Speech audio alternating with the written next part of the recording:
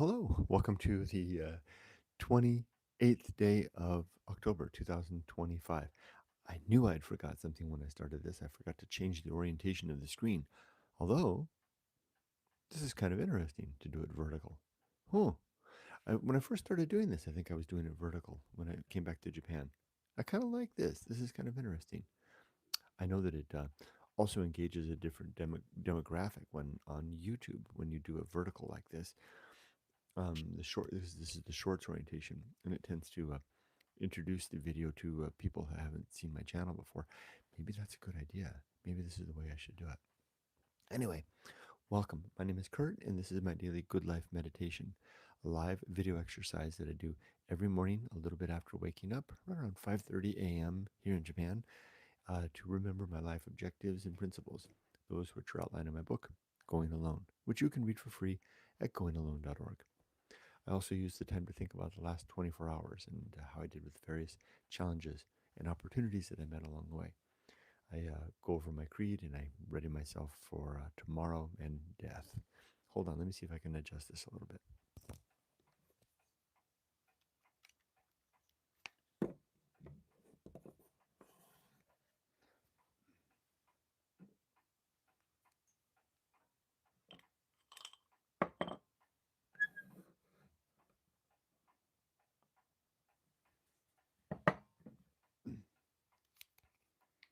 If you're just joining, I'm adjusting the orientation because I accidentally chose the vertical mode, which is kind of spooky.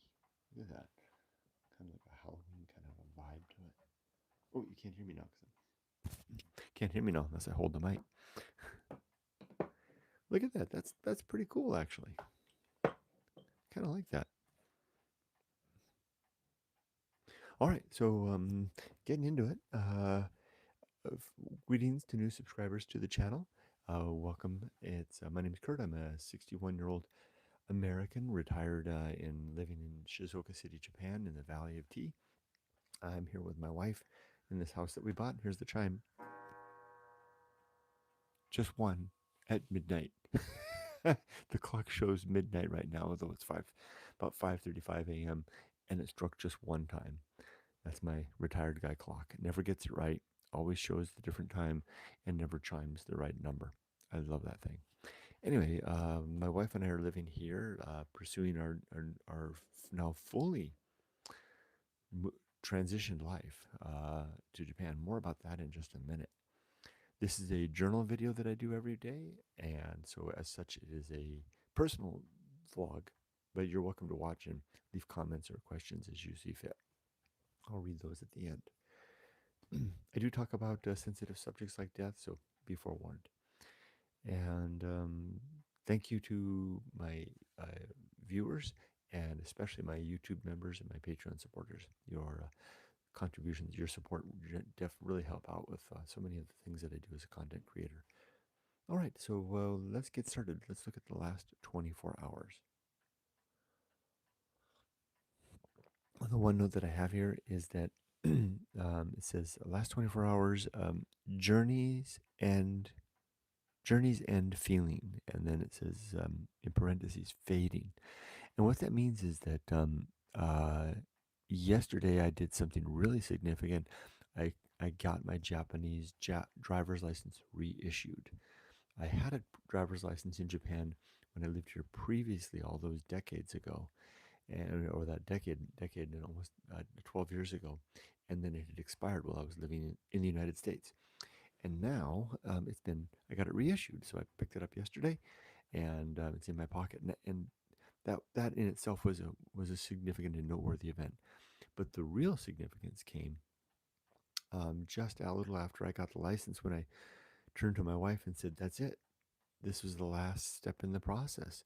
Our long process to return to life in the United States has returned from the United States to live our lives in Japan has come to an end. We had completed the process, fully moved." And with that came kind of this huge transitional feeling. This is what I'm trying to capture. I'm not a touchy-feely kind of guy, but I'm trying to capture the feeling that I felt yesterday, that as soon as I began to feel it, I knew wasn't going to last, because none of the euphorias rarely last, right? And they're something that come and then they hover for a little bit and then they fade like an exploding firework in the sky. I had this sudden sense of, and Mimiko shared, and I shared it, she had it too, of relief that we had done it. Our 3-year journey to return to Japan was complete, and we were back. And then we kind of went through the day in very, very mild celebration. We had stopped at a convenience store and had some ice cream, and we ate it in the parking lot in the car. And then in the evening, we went out to a Korean barbecue place that isn't expensive at all, very inexpensive and very good, and had dinner.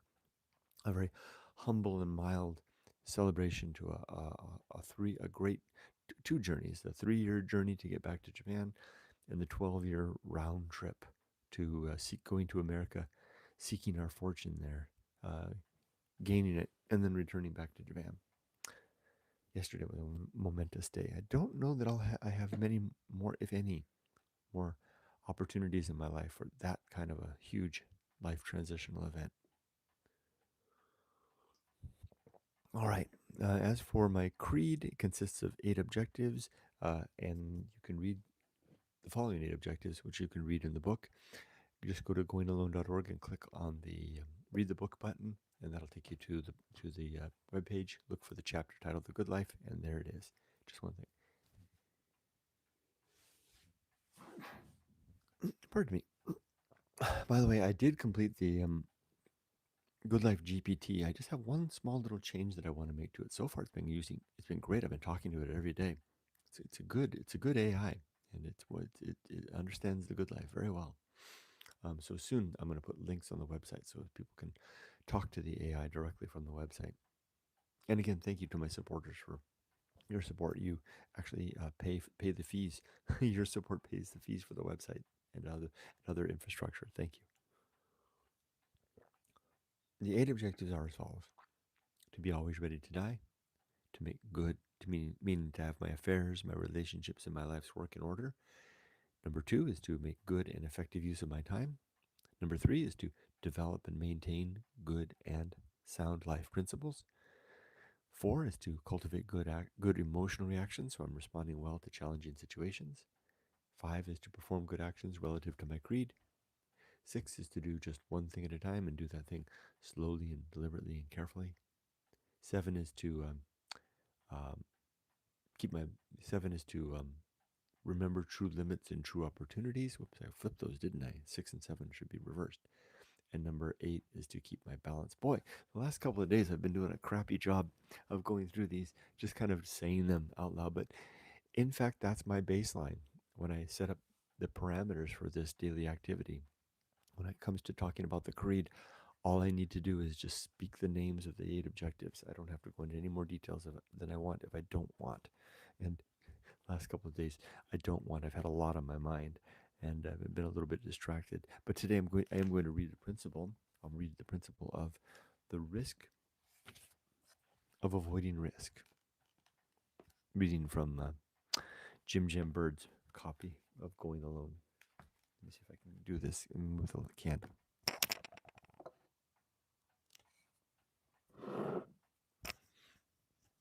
Okay. The risk of avoiding risk on page 268 of the hardbound edition. Subprinciples: risk management, becoming the person you are, and to err on the side of family. The risk of avoiding risk.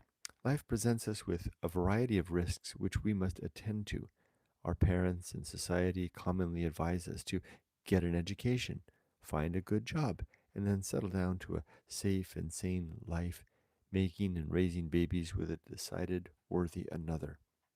These are good, responsible things to do, but I offer there is a deeper risk which also needs attention: the risk of living a long and healthy life without, change the page,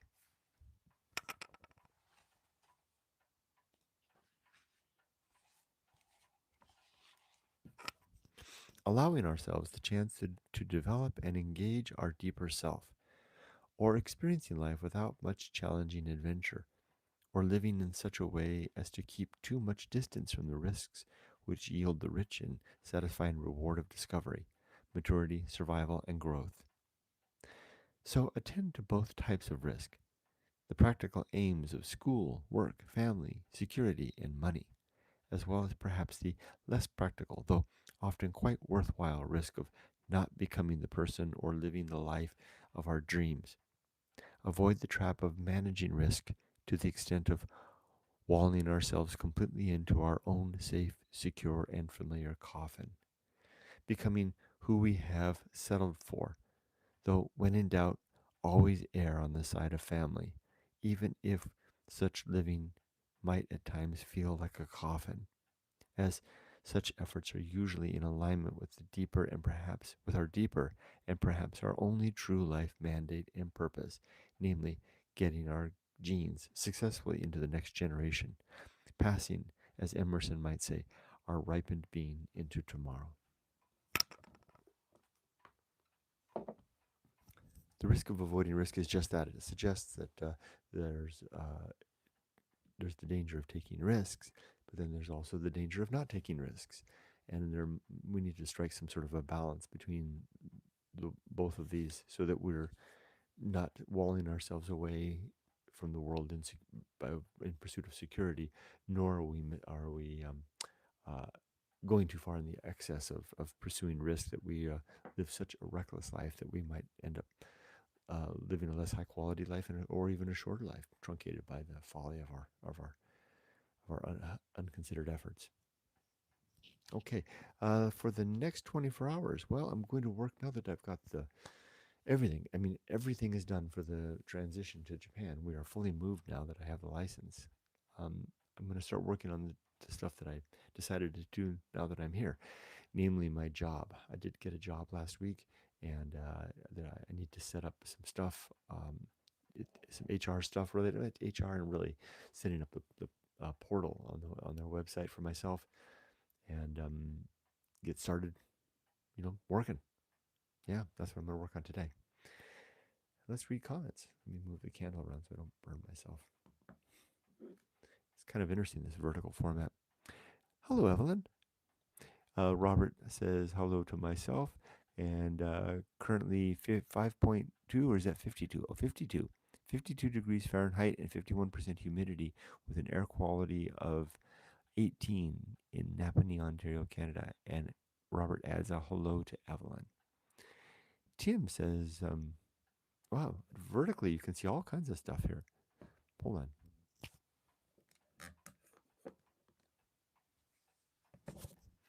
I'm really getting the impression that this vertical format is what YouTube wants creators to do. There's all kinds of tools, and it's a better layout. There's all kinds of stuff. Tim says, good morning weather check here in the UK at 8:35 p.m. is 8.9 C and 92% humidity. Windy, showery day. Sounds like a very British day, right? Well, I can't even see it. It's all fogged up. I can't even see the temperature outside, but here it's just below 20 degrees on my indoor thermometer. Don't know what it is outside. I'll have to maybe I move that gauge over there. I can see it, for tomorrow. Robert says hello to Tim. Evelyn says hi to myself. Robert and Tim.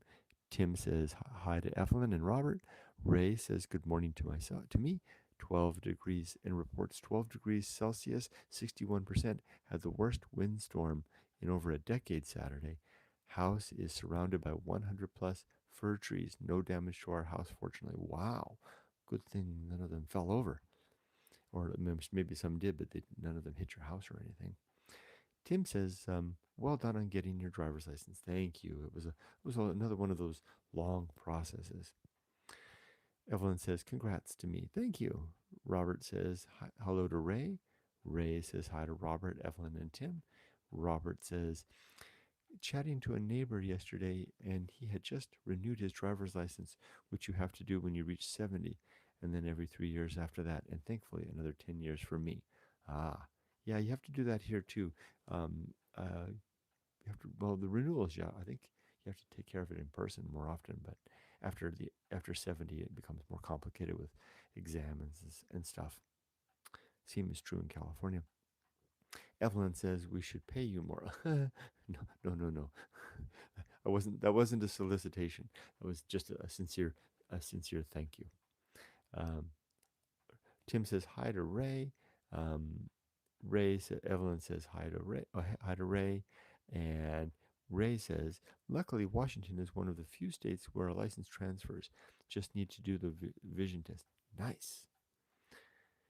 Tim says, sometimes overthinking risks I've deliberately found to be restrictive, but then overthinking the future, especially when I was working, certainly enhanced the stress levels at the time. You know, Tim, I was thinking about something similar this week. You know, I've got this situation back in the States, which um, I'll learn more information today that might impact whether I'm going to go or not.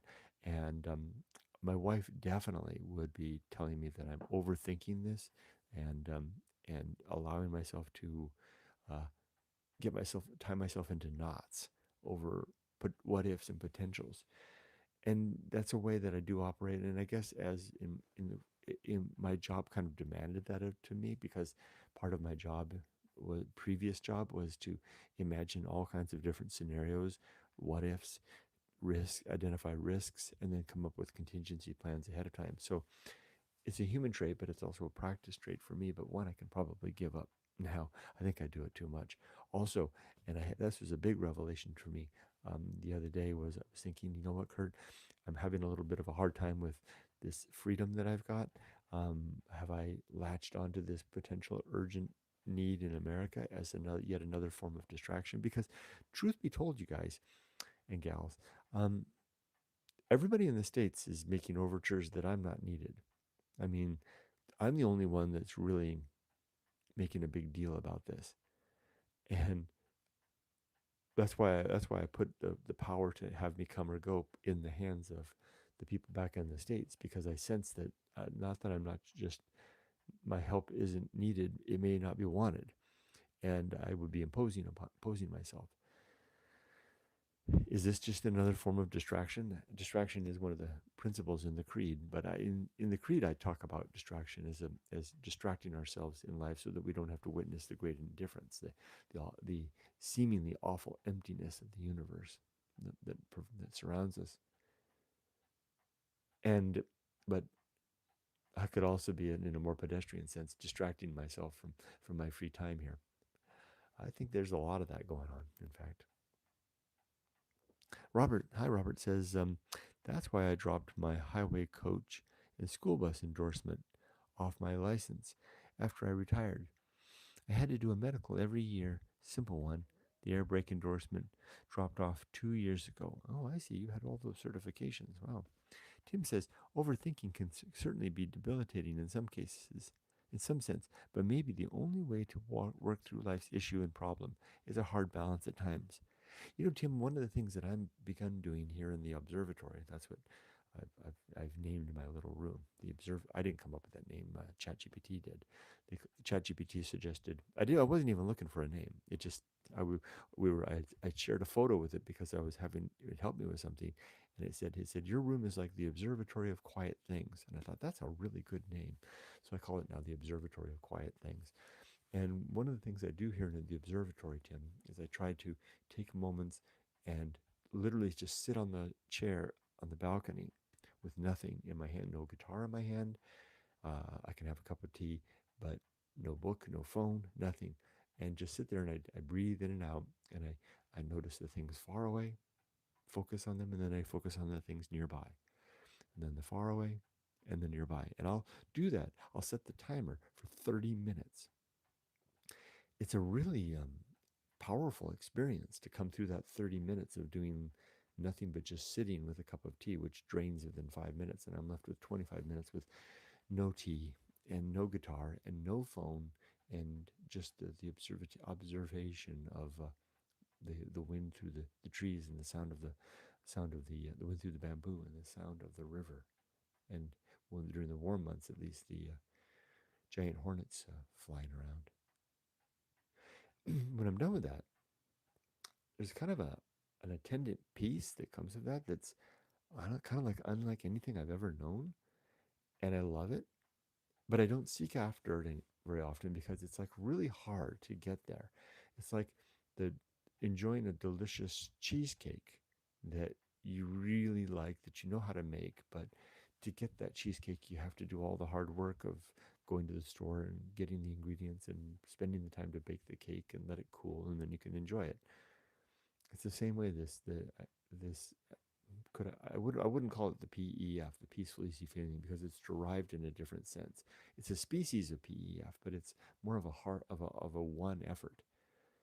And it's different. If I lay here on the tatami, so to speak, it's not a tatami floor, but I've got a tatami mat cover on it. I can get there too, but it's a different route. Nothing beats those sitting out there and just letting it come after 30 minutes of sitting, which sounds like a long time, but it can actually go pretty quick. Okay, well, here we go. Let's see. Robert says the observatory. Yes, indeed, the observatory. The observatory of quiet things is what ChatGPT called my room. Tim says my room's called the parlor. LOL. Probably what Dr. Johnson would have called his. Ooh, I'm sure that Dr. Johnson would have indeed. I wonder if he had a name for his room. Do you know that Dr. Johnson, for a time, Evelyn will like this, in London, lived in Johnson Row, I think it was called. It was John. It was a small little street called Johnson Row, which had nothing to do with the fact that his name was Johnson. Now here we have some evidence, perhaps, that this vertical format works. Hello, Tamla Moore. Turtle Island rules to work. Govern yourself accordingly, or oh wow. See, no, what I learned was, and by the way, this vertical format this morning was pure accident. When I was starting the stream up, I forgot to push the button to send it horizontal. But what I learned, because I attended, do you guys know that I have a handler, so to speak, on YouTube? It's not a big deal. A lot of content creators do have that. But anyway, she sends me emails and she invites me to stuff. She's kind of like my contact at YouTube, and she invited me to attend a one-on-one meeting with. She's got her team, right? She's a YouTube employee, and she handles like 50 of us, and I'm just one of that group. And then like she'll reach out to us and say, hey everybody, I've arranged a meeting with the engineers from the YouTube shorts department. You guys can come and ask questions. And so I joined that and I attended it. And what I learned talking to the shorts people, because they tell us about how to do things, they're basically, her job is to help, you know, smaller creators like me to grow our channel and audience. And one of the things the shorts people told us was that if you do a YouTube live and you do it in a horizontal format, the algorithm is going to aim that feed, that live feed, at your existing subscribers, which is good to know. If you want to reach beyond your existing subscriber base, turn it vertical. The algorithm shares vertically formatted lives to people that don't know who you are. And like we can see here, we have Tamla Moore. Welcome, Tamla Moore. Um, I haven't seen you before here, but you might have arrived by virtue of the fact that YouTube might be streaming this or sharing this stream to people who are not my subscribers. I don't know, maybe you are a subscriber, but anyway, welcome. And part of the reason I do this Good Life thing is to expand beyond an audience, because I wrote Going Alone as a means to help others to not have to spend 40 years of their lives figuring out that it's important to structure a life around some set of values that have been tested and are worthwhile. And since I spent so much time building the creed, I thought, well, maybe I can share the creed. That's why one of the reasons I do this live.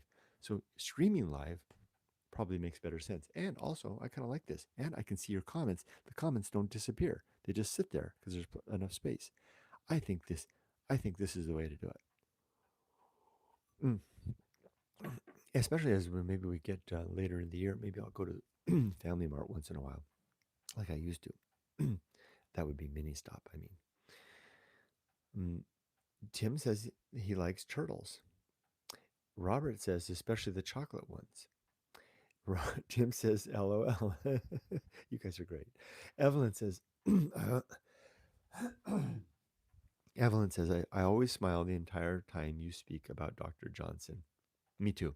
I've been meaning to get back to my Dr. Johnson live readings, which I believe is how we met, Revelin. So I've got the whole Dr. Johnson collection just below me here on the shelf. I plan to do that. Tim says the portrait mode is quite good for chatting like this. Only downside, there is no room for Rudy. LOL. Well, it's gotten cold enough now, Tim, that Rudy, I made a little bed for Rudy. I brought his crate in, the crate that he came to America, came to Japan in, and I set it up. It's a really cozy little bed. It's kind of ugly. It's an eyesore, but he loves it. He's in there right now. He goes in there in the evening and doesn't come out till morning. So, because it's nice and warm. All right. Well, the sun is starting to come up, and I skipped radio exercise yesterday because of we had to be at the driving center early in the morning. But I'll go this morning. And with that, I think I'll end. Thank you, everybody, for your patience. I kind of got a false start. It wasn't a false start. A slow start this morning. I was feeling a little exhausted. I think I told you that I didn't sleep the night prior. I was up for like 4 hours, um, just tossing and turning, thinking about the situation in America. And Yumiko was really nice. Before we left for the dog walk last night, she started. We've got a robot bath. You just push a button, and the robot fills the bathtub, warms it all up, and then sends an announcement that it's all ready to go. And as I was leaving to go for our dog walk, I could hear the robot bath talking to itself. And I said, you started the bath? She said, yeah, because you had a sleepless night. So as soon as you can get back from our dog walk, you can take a bath and go to bed. Wasn't that sweet of her? Robert says, thank you, Kurt. Bye all. And Evelyn says, see you tomorrow for more fun times. Thank you, Evelyn. I hope everybody has a great day doing whatever you're doing. And Evelyn, wherever you are, I imagine you're still in Italy. Likewise to you, of course. Uh, Tim, I hope you have a great day. Thank you all for spending a little bit of time with me this morning and for the feedback on the vertical format. Maybe we'll do this again tomorrow this way. I think this works. Bye-bye, Ray. Bye, Tim. Bye, everybody. Be safe, but not too safe.